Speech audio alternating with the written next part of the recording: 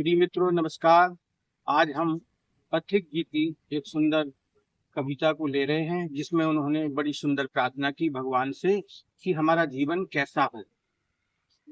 सुनो हे प्रभु जी ये विनती हमारी, पिता हम खड़े हैं शरण में तुम्हारी।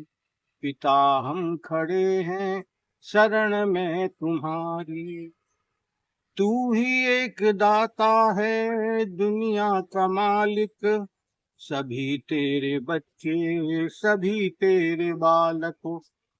तू तू है सर्वव्यापक कुशल न्यायकारी। सुनो हे प्रभु ये यह विनती हमारी।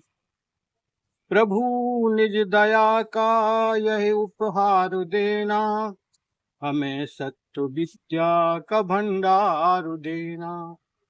सदा सत्य के ही रहें हम पुजारी। सुनो हे प्रभु जी ये विनती हमारी। प्रभु गुण तुम्हारे ही गाएं सदा हम, सिर्फ नाम तेरा ही ध्याएं सदा हम। पथिक वंदना हम करें प्यारी प्यारी। सुनो हे प्रभु जी ये विनती हमारी। ऐसी सुंदर प्रार्थना करते हैं पथिक जी। कहते हैं कि इस संसार के आप एक ही मालिक हो, दाता यानी देने वाला। उन्होंने हमें बहुत सुंदर जीवन दिया है। इस जीवन को हम जैसे बनाना चाहें बना सकते, हम आनंदमय जी सकते हैं और हम अपने को दुखी भी बना सकते हैं। ये जीवन का सत्य है, वह हमें विचार करना है। और वो कहते हैं कि हम आपके बच्चे हैं, हम आपके बालक हैं। कारण बच्चा जब जन्म लेता है उसको पहले परिवार की पोषकता की जरूरत होती है और वह धीरे धीरे जब बड़ा हो जाता है तब भी उसे जरूरत होती है अन्य आचार्य वर्ग की। लेकिन जो जन्मदाता है परमात्मा, जिसने माँ के उदर में उस बच्चे को कितनी सुंदर व्यवस्था दी, जहां वह निश्चिंत होकर माँ के पेट में रहा, तो भगवान से प्रार्थना करते हैं कि हम तो आपके बालक हैं, हमारी निरंतर रक्षा करना। और वो परमात्मा कैसा है, एक देशी नहीं सर्वव्यापक सत्ता है उसकी। और इसीलिए हमारे स्मृतियां उससे कहते हैं सर्व खल विदम ब्रह्म, सभी जगह है और हर समय है। कोई सुबह शाम दोपहर या रात्रि ऐसा कुछ उसके लिए नहीं। जिस परमात्मा को सर्वव्यापक सत्ता कहा जाता है वह टाइम रहित है, समय उसके लिए कोई जरूरी नहीं है। मंदिरों का तो समय होता है सुबह से दोपहर तक और संध्या के समय, लेकिन परमात्मा की स्थिति ऐसी नहीं है। परमात्मा तो व्यापक सत्ता है, हर जगह है।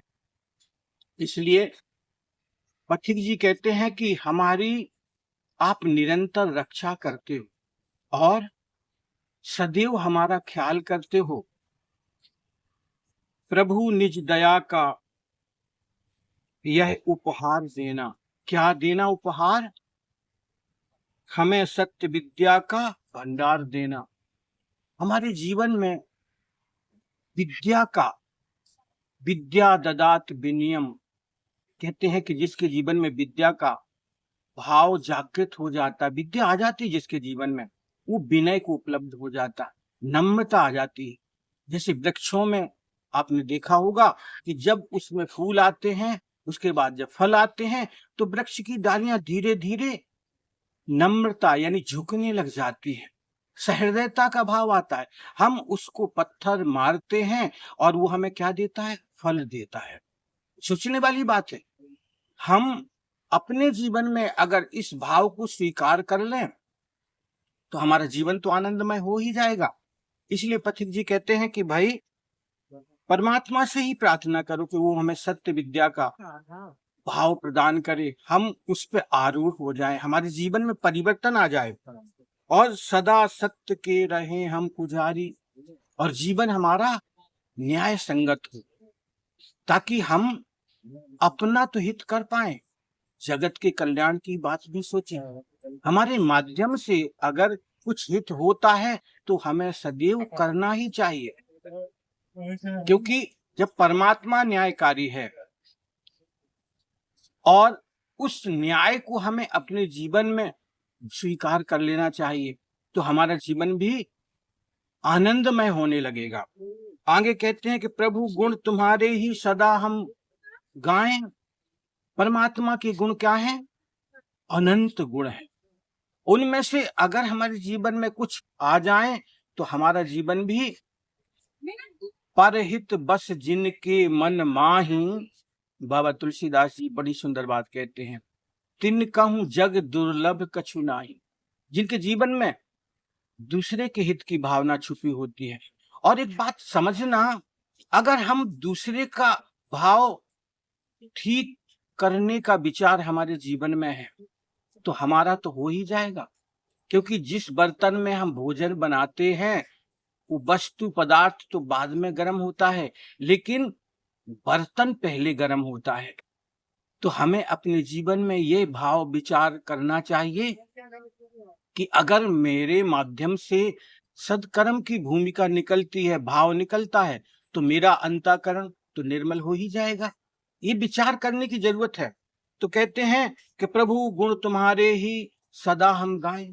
हम निरंतर परमात्मा के गुणानुवाद गाते रहें और सिर्फ नाम तेरा ही ध्याएं सदा हम उस परमात्मा को, भगवान पतंजलि कहते हैं ना कि अष्ट गुणों की चर्चा की उन्होंने, अंत में आता है ध्यान, धारणा, ध्यान, समाधि।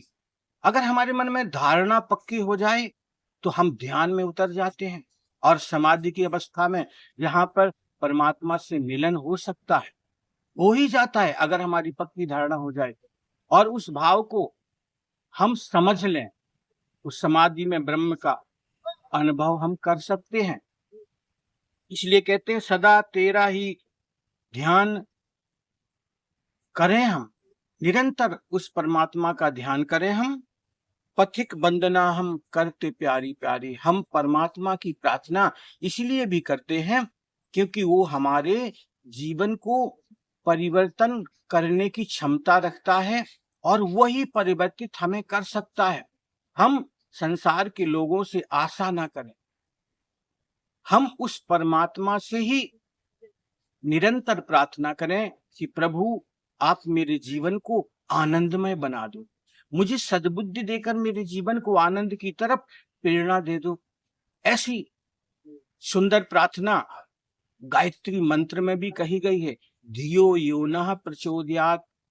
भगवान से प्रार्थना की जाती है कि हे परमात्मा मेरी बुद्धि को प्रकाशित कर दो।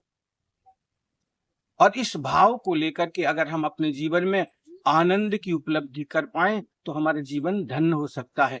नमस्कार।